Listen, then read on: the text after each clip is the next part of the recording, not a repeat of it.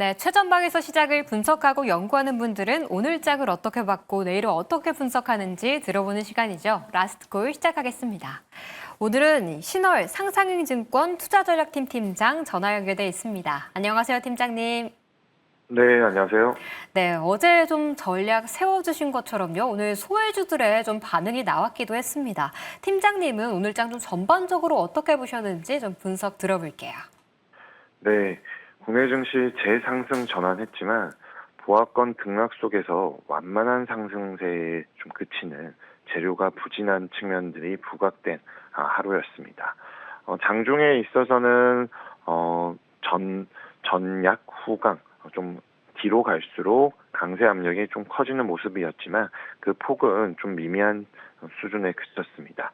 이에 따라서 전일 대비 7.8포인트 상승한 3,187포인트 기록하면서 마무리가 되었습니다. 외국인은 2천억 원 이상 순매도를 했고 기관 개인이 순매수에 나섰는데요.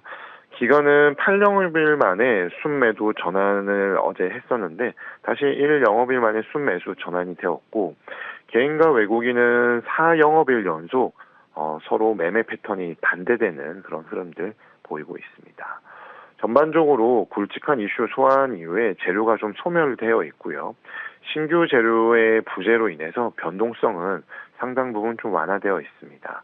그나마 정상회담 이후에 한국과 미국이 원팀으로 캐나다 잠수함 사업 최종 결선 후보에 올랐다는 소식은 긍정적으로 좀 작용을 했고요. 거기에다가 HD 현대중공업, HD 현대미포 양사의 합병 안건이 의결되면서 전반적으로 조선 쪽에서의 강세 재료는 비교적 눈에 띄는 모습들이었습니다. 엔비디아 실적을 발표를 앞두고 있기 때문에 증시에서의 주도 업종 변동성 자극보다는 관망 심리가 부각이 된 상황에 있고 미국의 개인 소비 지출 물가 지수 발표 역시나 기다리면서 매크로와 통화 정책 관련된 재료도 좀 약했습니다. 운송 장비 쪽에서의 2.8%, 금융 0.47% 정도 반등을 하면서 비교적 긍정적인 측면들이 제한된 업종에서만 좀 나타난 상황이었습니다. 원달러 환율은 1,400원에 한층 더 가까워졌고 국고 금리는 소폭 하향 조정하면서 내일 있을 금통위 포지션을 조정하고 있습니다. 한미 정상회담이나 상법 개정안이 통과된 이후 좀 이슈는 소멸되면서 시장에 좀 방향성이 없었다라고 말씀을 주셨는데요. 역시 내일도 또 엔비디아의 실적도 있고 금통위까지 있으면서 내일도 방향성이 좀 부재할까란 걱정이 들긴 합니다. 이 이슈를 소화한 후에 좀 방향성을 뚜렷하게 보여줄 수 있을 것이라 보시는지 내일은 어떤 전략 세워볼까요? 네, 내일은 엔비디아 실적 발표가 곧 있을 예정인데요.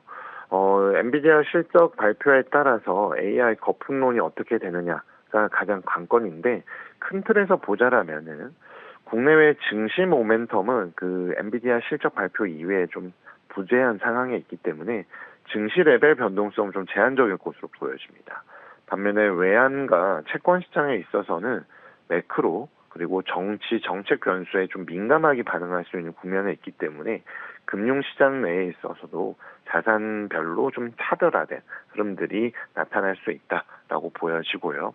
내일은 금통위가 예정되어 있습니다.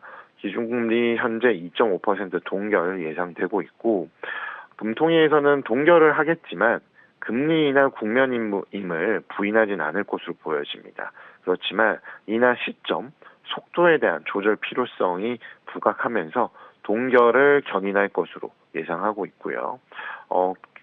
전반적으로 좀 봐야 할 부분들은 잠재 성장률을 하회하는 경제 성장 흐름은 이어지고 있지만 최근에 통화 정책과 추경 등으로 인해서 경기의 반등 조짐이 확인되고 있습니다. 그리고 연준이 9월 금리 인하를 하기 때문에 이번 달보다는 앞으로 예정되어 있는 4분기 금리 인하에 대해서 하느니 좀 다소 용이하게 생각할 것으로 보여지고 그리고 최근 들어서 가장 금융시장의 불안정 요인으로 꼽고 있는 주택시장과 가계부채 등 금융 불안정 요인에 대한 추가 확인이 필요하기 때문으로 판단하고 있습니다. 또한 함께 수정 경제 전망에서 성장률, 물가 전망치 등 상향 조정이 있을 것으로 보여집니다. 엔비디아 실적 발표가 국외 해외 재료에서 가장 중요한데요. 증시에 대해서 모멘텀 제공 가능성을 판단하는 가늠자 역할 할 것으로 보여지고 과거의 실적에 있어서는 이익 증가율의 속도가 관건일 것이며 향후에 있어서는 가이던스에서 신규 매출, 이익을 증대시킬 재료가 어떤 것이 있을지에 대한 부분들이 관건으로 작용할 것으로 보여집니다. 한편 직접적인 부분들보다는 이 트럼프 대통령발 좀 여러 금융시장에 주목할 수 있는 이슈이자 노이즈가 좀 작용하고 있는데 연준 리사 쿡 연준 이사의 해임 노이즈가 예상보다 좀 큰 파장을 일으키고 있습니다. 리사 쿡 이사는 법률 대리인을 선임하면서 맞대응하고 있고요. 트럼프 측은 연준 내 친트럼프 체제를 만들고자 하면서 향후에 파월 연준 의장의 고립을 이끌 수 있는 전략을 구사하는 것으로 보여집니다. 또한 미국 행정부는 인텔의 보존금을 지급한 대가로 9.9% 지분을 취득을 했습니다. 이어서 록히드 마틴 등 방산업에 대해서도 매출 대부분이 미국 정부에서 나온다고 하면서 지분 취득을 적극 검토한다라는 소식이 알려지고 있는데 이렇게 과거에는 있을까라는 생각을 할 수 있을 그런 여러 가지 노이즈, 이슈들이 부각되고 있기 때문에 이러한 부분들에 대한 시장의 주목도 역시나 좀 더 지켜볼 대목이 필요하겠습니다. 먼저 내일 새벽에 전해질 엔비디아의 실적 관련해서는 이익 증가율 속도와 또 가이던스에서 향후 매출의 키포인트가 뭐가 될지 좀 확인해 보는 게 중요할 것 같다라는 의견 주셨고요. 또 이어지는 한국은행의 금리 결과는 이번엔 좀 동결이 예상하고 있지만 9월 FOMC에서 인하가 전망되기 때문에 4분기에는 좀 인하에 대한 가능성을 열어줄 수 있다는 점까지도 의견 덧붙여 주셨습니다. 네, 지금까지 신월 상상인증권 투자전략팀 팀장과 전화 연결해봤습니다. 오늘 말씀 감사합니다.